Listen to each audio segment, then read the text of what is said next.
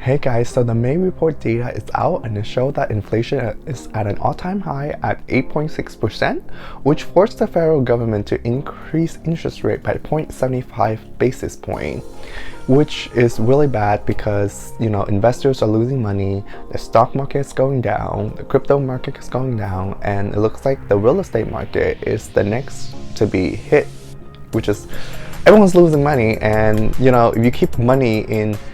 if you keep your money as cash, you're losing money to inflation. If you invest it in stock, you're losing money because stock is going down the drain. Same with crypto and real estate. And to make matters worse, the actual inflation rate is actually higher than what the federal government is reporting because, their data is heavily manipulated to show that inflation is lower than it actually is, and they have a lot of things to benefit from this because one, it shows that that inflation isn't as bad as it actually is, and two, if they're able to report inflation lower than it actually is, that means they don't have to pay out social security benefits and like food stamp and other type of welfare as much because things are costing more to buy, and so they should be paying social security benefit and food stamp more to match up with the rate of inflation. So if they're able to report inflation lower than it actually is, that means they save money on those programs by not increasing how much they pay out to recipients. So this is the Federal Reserve website, and you scroll down here, you can see how they're using to define their inflation. So if we go over it, they say right here, inflation number can vary erratically from month to month. So policymakers use an average inflation over a longer period of time, like a few months to a few years to even longer.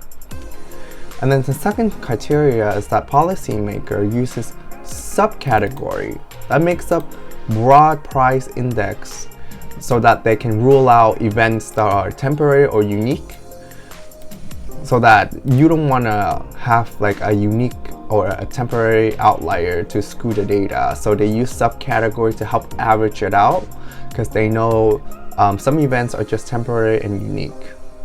And then lastly, they use something called core inflation. So core inflation is a measurement of inflation that exclude items that vary in price dramatically, like food and energy. Because these items fluctuate month to month dramatically, they don't want to include that data in their inflation figures because it can act like outliers and skew the data again. But I don't know about you, but I consume food. I go out and I buy food, every week. And I consume energy, like to power my house, to drive around. So everyone consumes food and energy. And so I think that it's very important that they need to include food and energy into their inflation figures because everyone consumes food and energy and everyone is affected by those. Even though they fluctuate a lot in prices, everyone uses them because you need them. Those are such basic commodities that everyone uses. So it's not very indicative of how inflation is, their inflation figure, if they don't include food and energy and other sectors that fluctuate in price. Just because they fluctuate in price doesn't mean you don't want to include them, especially if everyone uses it. And so this is data from the US Bureau of Labor Statistics, and if you look at here, food and energy is laid out for you, and these are not included in their core inflation figures. So if you look at food at home is up 10%, and if you look right here, cereals up 9%, meat, poultry, fish, eggs up 13%, and then dairy up 7%, fruit is up 8.5%, non-alcoholic beverage is up 8%, and then other food at home is up 10%. So as you can see, most of these numbers are over 8.6% figure that they're showing us. And then if you look at here, food away from home, food service meal and snack is up 8%, and limited service meals and snack is up 7.5 7.2%. And oh boy, if you look here at energy commodities like fuel oil up 70%. And if you look at gasoline, up 48%. That's crazy. And over here, energy services, electricity up 11%, and natural gas up 21%.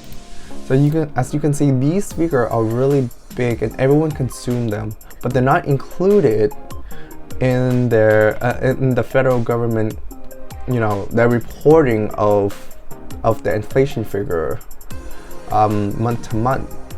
So because of that, what they're reporting is gonna be lower than what inflation is, than what we're gonna end up paying. So their 8.6% is not really that accurate if you don't include something like energy and food.